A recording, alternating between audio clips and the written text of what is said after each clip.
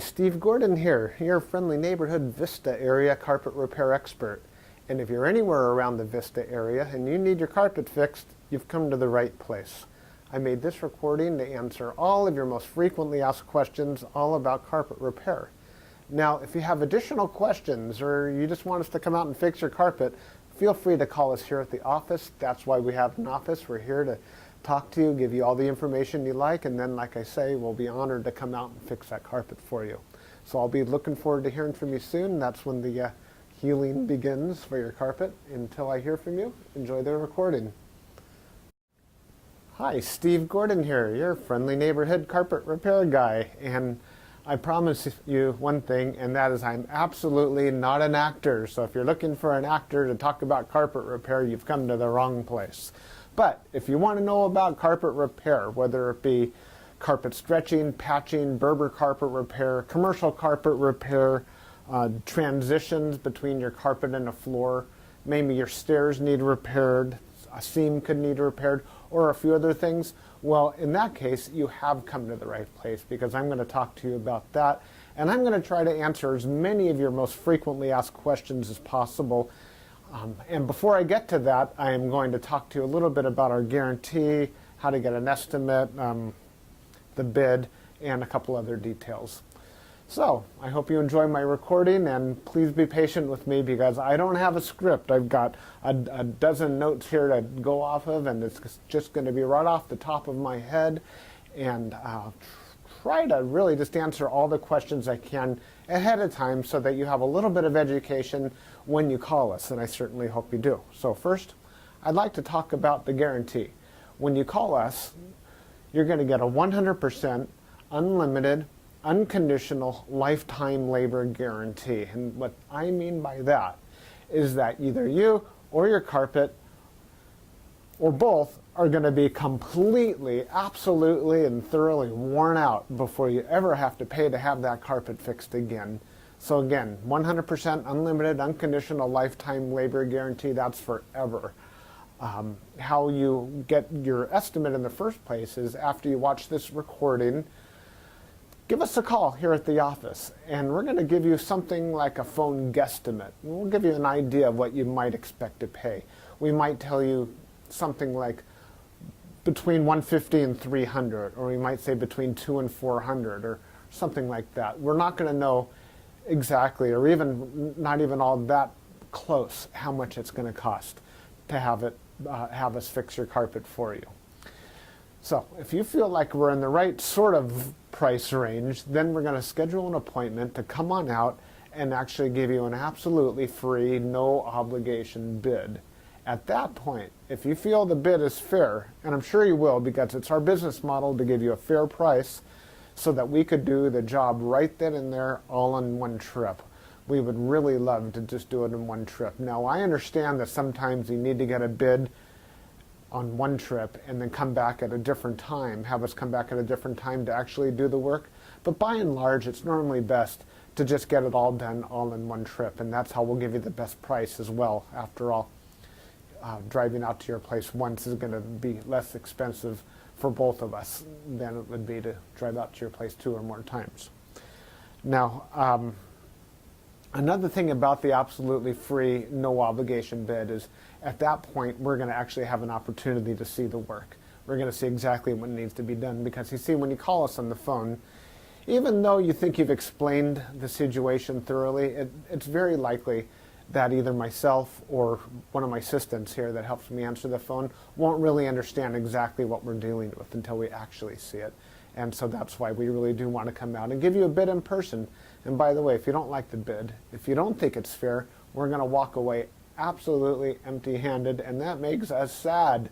So sad, because we want to be out there, we want to fix your problem and put a check in our pocket and go off to the next one. After all, this is what we do for a living. This is how we feed our families. Speaking about money, please don't pay cash. We would really prefer that you pay with a check made out to Creative Carpet Repair, or use a credit card. You can call in the office with a credit card.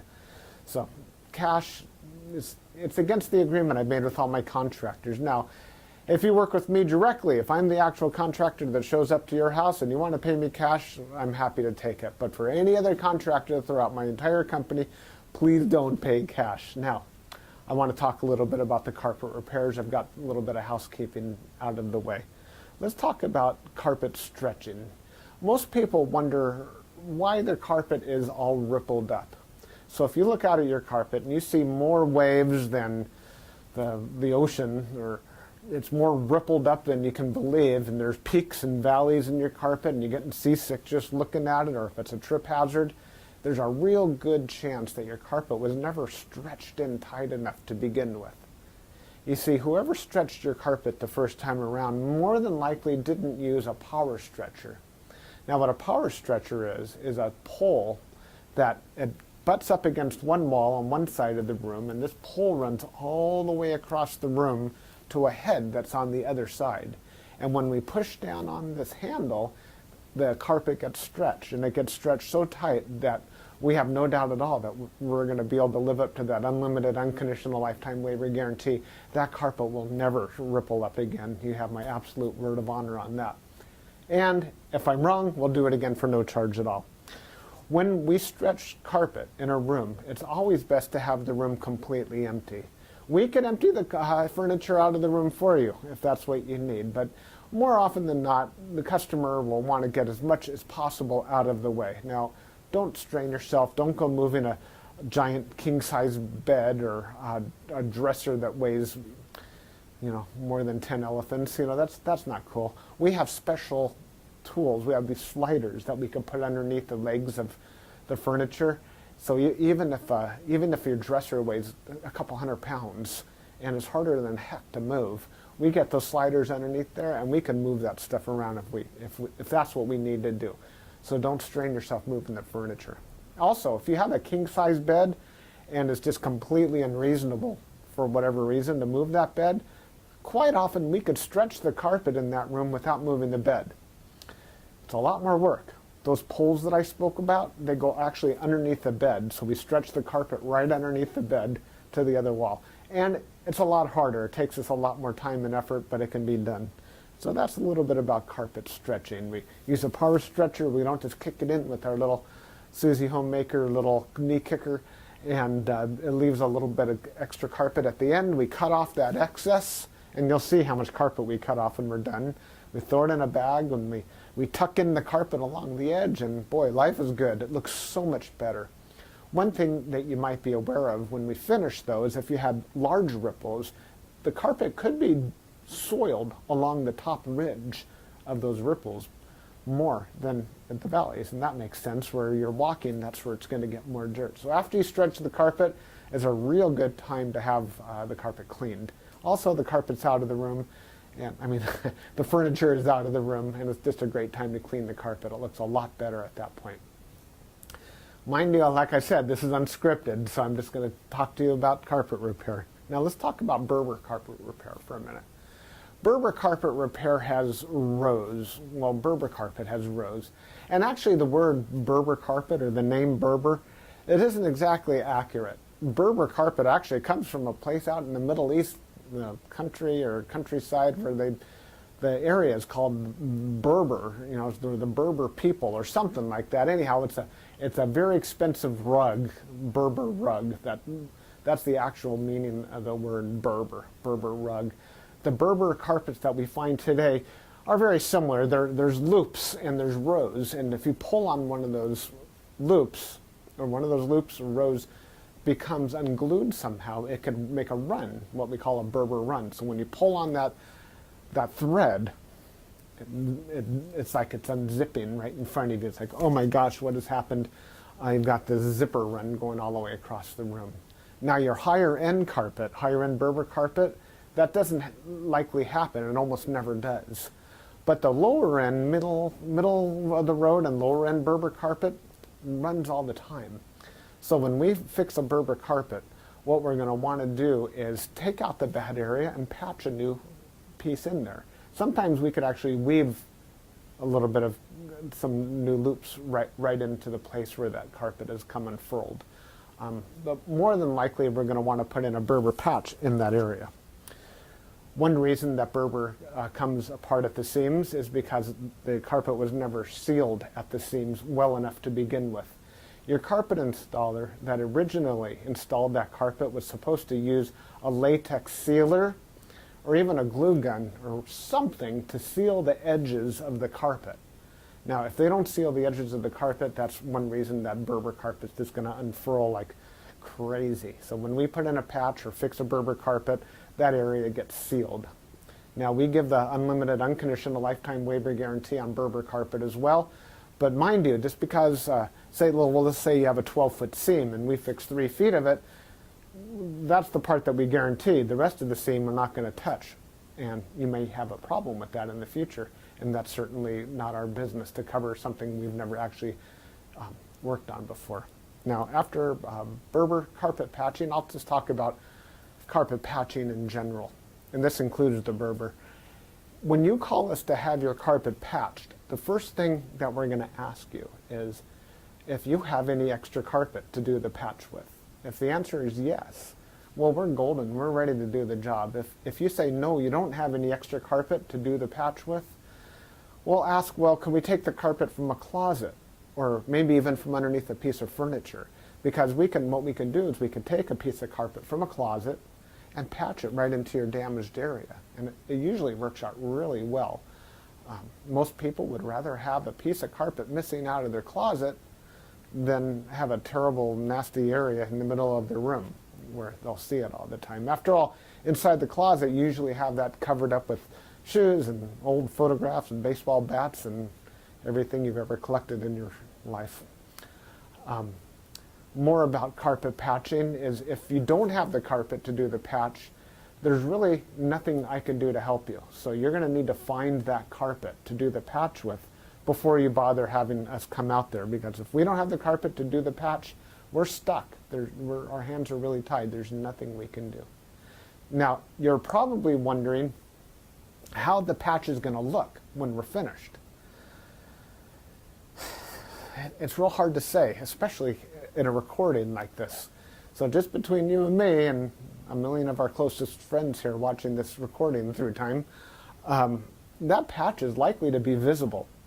You see, if you take a piece of carpet that's never been walked on, it's never been soiled, it's never seen the light from the window coming in so it hasn't faded out, and you take that brand new looking type of carpet or piece of carpet and patch it in to an area that has been worn, it has been soiled, it has been faded out by the sunlight, well, certainly you're going to see the difference between the new carpet and the older carpet because it's patched right in the middle there. Certainly it's going to look a lot better than the situation you probably have right now, but patches are visible. Another reason a patch might be visible would be because, well, thick carpet, thick nap or plush carpet hides the seams quite well. A short nap carpet, like a Berber carpet, for example, or any of the commercial type carpets, they're very short nap. They show the seams far more.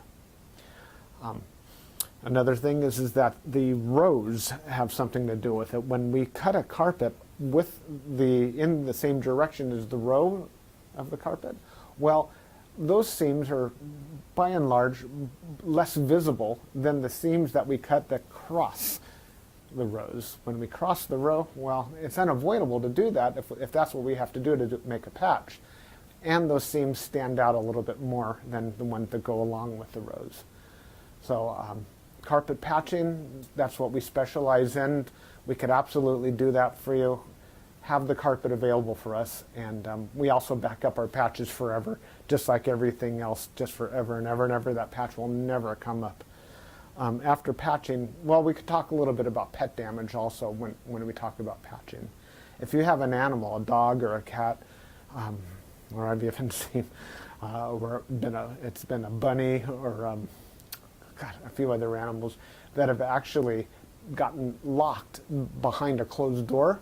What'll happen is they'll get that separation anxiety and they'll try to dig their way out and they'll just rip the heck out of the carpet. That's one of the main reasons we'll do carpet patching. If that's the case, well, certainly it's just like any other patch. You supply the carpet, we'll put it in. However, if that animal didn't tear up the carpet, if they actually urinated on the carpet, there's a whole other thing we can do about that, and I'm going to need your help for that. what we'll do is we're going to ask you to go to the pet store or go online and buy twice as much of a product as you think you're going to need, maybe 4 times as much, to actually kill the odor. Now, the product I'm talking about is actually an enzyme, and what we'll do is we'll pull back the carpet, we'll remove the padding, clean the floor, and you'll pour this enzyme onto the floors underneath it all. And that enzyme will eat up all the proteins that contribute to the smell of the urine in your carpet. Then we'll put in new padding, and you'll pour that enzyme cleaner all over the backing of the carpet as well at that time. I'll reinstall the carpet, and then one more time we'll use that cleaner and we'll just soak that area of the carpet with that enzyme one more time. And that's likely to kill the scent altogether. That smell should be completely gone. If not, it's probably because your animal found another place that you don't even know about, and I'm sorry about that. There's nothing we could do about your animal. Now that we've spoken about pet damage, I like to talk about carpet to floor transitions. A lot of people call us because they've put in a new floor. Maybe it's a tile or a wood floor, and their carpet now needs to be finished along that edge. More often than not, we don't need to put in any kind of metal there. There's a lot of different types of situations where you do want a metal. If you have an apartment building and you want the carpet to last a long time between the carpet and, say, for example, a linoleum floor, we could put some metal there. There are flat metals. They're the type of metals that they're called, I've called them beat-down metals before. I'm not sure exactly what they're called. Beat-down metals, they're golden, they're silver, and the carpet goes right in there and it gets hammered down. Gives a nice clean edge, and it protects the edge of the carpet for a very long time. But if you're like most homeowners, that's not why you're calling us for a transition. You're calling for the transition because you just put in a nice marble or travertine floor, or maybe a wood floor. And so what we'll do with that is we're going to pull back the carpet and put in a new tack strip right up alongside that floor. Now that floor is going to be holding the place as if it were a wall. So here's your floor, here's your tack strip right in front of it.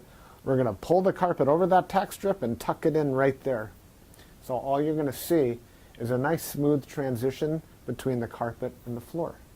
Now, many times when you put in a new floor, it's important to put in some work into the subfloor underneath, and that might include using hardy backer or some other type of material that raises the floor up even higher than it would have been.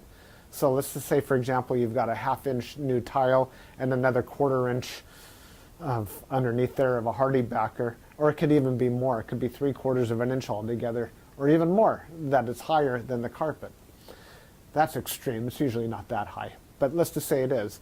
If we just bring the carpet up and end it right there, well, you're going to stub your toe against that thing. You're going to be cursing to holy high heaven every time you do that. It's just not fun at all. Trust me, it's not.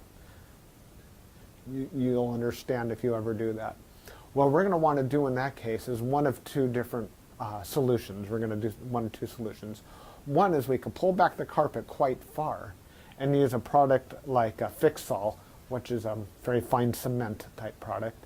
And we're going to feather in a nice ramped area, so we raise the level of the floor slowly up to meet it. What's great about that is the floor and the carpet will be at the same level, then you won't stub your toe. What's not so great about that is when you're walking up that little ramped area, well, you feel like you're walking uphill. There's really no way around that I know of outside of pulling out all your carpet and floating a whole new layer of concrete, self-leveling concrete on the entire concrete floor and underneath. That's a lot of work. It's possible that would be the perfect way to do it if I were working on a $10 million home in Beverly Hills, that's probably what I would be doing. I would be raising the entire floor to be level with, so the carpet could be level with the floor. But here in the real world, what we'll normally do is rise it up with some Fix-All, or we could do it even easier. We could use shingles, cedar shingles. Cedar shingles are about that long, and that makes a nice little ramp up, and it normally works just beautifully. It's quick, it's easy, we can get it all done in one trip. So we're going to raise the level of the carpet right up to the level of the floor, and you're just going to be happy as can be about that. Some transitions are round, curved. Other transitions could be squared. There's 100 types of transitions out there. And if you look on the internet under carpet to floor transitions, you're going to see a lot of examples. Perhaps even on my website, you can see some other examples. And so when you call us, you can explain what you're dealing with, and that would help us with the program here. Stairs. So, do you have a problem with the carpet on your stairs? I did a job like this just today, where the cat had actually torn away the corners of almost every stair all the way up the stairway. The lady was not happy about this. My solution to this was that, well, first of all, I asked her, do you have any extra carpet? And the answer was yes. You can take the carpet out of a closet. And I told her, well, you're going to have carpet missing out of a closet. And she said, well, that's fine. You can put this carpet in the closet. So she had something that didn't match at all. And she didn't mind because, well, she just didn't care that the carpet in the closet didn't match halfway through. So I took the carpet out of the closet, and the first thing I did is I completely replaced the first two stairs, because after all, the first stair or two wears out faster than everything else anyhow, and those first two stairs were pretty trashed. Instead of just fixing the little corners, just replace the entire stair if you can. It'll make a world of difference to have something new there. With all the rest of the stairs, I just did these little bitty patches all the way up one side and all the way down the other, and it was just beautiful. I think it gave her probably another 10 years of life to her carpet to fix those stairs. Another thing you could do with stairs, what some of my customers have done, and I love this idea, is replace the entire stairway by, well, let me back up a little bit. Let's just say you have a 3 or 4 bedroom house, and it's the same carpet throughout the entire house, and your stairway is pretty much in the middle of it all. And if you replace the carpet on your stairs, well, it's going to be a slightly different color than the rest of your carpet, and that's going to look low class, and we don't like that, do we? No, we don't. What I would suggest in that case is that we take the smallest room in the house, maybe a small bedroom or nursery, and pull the carpet out completely from the smallest room in the house and buy new carpet for that room. Then we have maybe a 12 by 12 piece of carpet, and we can replace the entire stairway with that carpet. That way it matches the entire rest of the house except for that one room. That'll easily save you $4,000, $5,000, $6,000, $7,000 right there. And it's a lot less work too. So I like that idea. You get a whole new stairway. A lot of people, you walk in the front door and there's the stairway right there. If the stairs look bad, it's hard to recover from that first impression. So take my word for it. That's a really great way of going. No stairs. Commercial carpet repair. If you have commercial carpet and that needs to be repaired, it either has ripples and waves or it needs a patch. If it's rippled, it might need to be stretched. We've already talked about carpet stretching. On the other hand, it might have a different issue. It could be your commercial carpet was glued down to concrete to begin with. If that's the case, what we do is we actually take a knife and we just cut right down the middle of those ripples, cut right down those bubbles, and we will re-glue the carpet right underneath there and smush it all down, and believe it or not, those bubbles are going to be completely gone. They might be completely invisible when we're finished. You won't even see where we cut it, because where we cut it is exactly where we put it back together. The carpet will be nice and tacky before we push it back down. It's a great solution. But if the carpet needs to be stretched, well, we have to get the power stretcher out, and we'll fix it up that way. Now, if your carpet in your commercial building, say you have an office, is because, let's just say that you removed a wall between two rooms. If that's the case, you may have a strip of carpet that's missing. It's always a great idea to just get a completely different color. So if you have blue commercial carpet, go get a piece of red or black.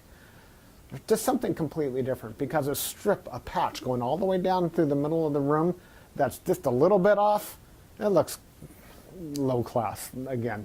But if we put a strip of red down the room, or burgundy or black, people walk in and they go, oh yeah, these people have got some class. They got a decorative idea. So that's just my opinion. Use a completely different color if it's something goes all the way across the room. Now if it's just a patch, a small patch for whatever reason, and you have a little extra carpet, we can always patch it in with whatever you have. Seam repair. Good news and bad news. The good news about seam repair is that we can make your carpet so the seam doesn't keep getting worse. The bad news is that if it looks bad now, it's probably not going to ever look good again, regardless of what we do to it.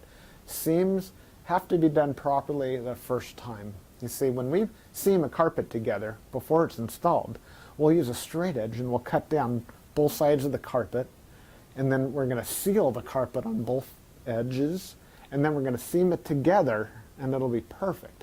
When it's completely cooled down, then we stretch it in. If we go back and try to open up the seam and cut that carpet off and try to bring it together, the chances of it ever looking better are right around 0. So I'm sorry to tell you that your seam repair, we can make it possibly look a little bit better. We can make it stop getting worse. We can make it not be a trip hazard any longer. But don't have your expectations too high when it comes to seam repair. The last thing I want to talk about is flood damage. Now, if you're watching this right now and you've got a flooded out carpet, you are in a world of hurt, and I'm sorry. The first thing I would do if I were you is probably have about 3 fingers of scotch. And then I would go ahead and get an extractor, like a hot water extractor. You can rent them at the just about any rental yard, and just start extracting all the water. Pull back the carpet, get rid of all the padding that's underneath your carpet. Rent a couple of blowers, or as many blowers as you need, and these things, they kind of look like a snail. As a matter of fact, that's their nickname in the field. We call them a snail. And they're shaped like that, and boy do they ever blow. And you can blow dry the whole underneath of your carpet. Set it up and get the carpet completely dry. At that stage, that's when you call us, and we can supply new padding, put a new pad, reinstall your carpet, clean the carpet for you if you're in an area that we do carpet cleaning, and life is good. You can put your furniture back and you'll be happy again. You don't have to do it yourself. If you want to call a company, even ours, depending on your area, can do that extraction for you as well. Now, if it's really flooded, I mean, seriously, like you're ankle deep in water, don't even bother. It's beyond almost everybody's ability. That means that your baseboards are all going to be all wet. A professional company will come and remove your baseboards, and we don't do that ourselves. They'll remove your baseboards, they'll drill holes in the wall, attach blowers to your walls, and blow dry the entire area, inside the walls and out, the carpet, the floor, the whole shebang. And then we can come in and put the carpet back down at that point. So I hope that I've answered your questions. If you have any additional questions, now that you've heard me talk for the last I don't know how long, feel free to call me here at the office. I would be just tickled pink to hear from you. If I'm not here, one of my assistants, whoever answers the phone, will be well trained and will be able to answer any questions that you have about carpet repair. And then at that point, we'll be absolutely positively honored if you would have us just come on out to your place and fix your carpet for you. And that's all I have to say. Again, I'm Steve Gordon, and I promised I wasn't an actor, and by now you believe it. I'm a carpet repair guy, and I'll be looking forward to hearing from you, so please call me. Thanks. Bye-bye.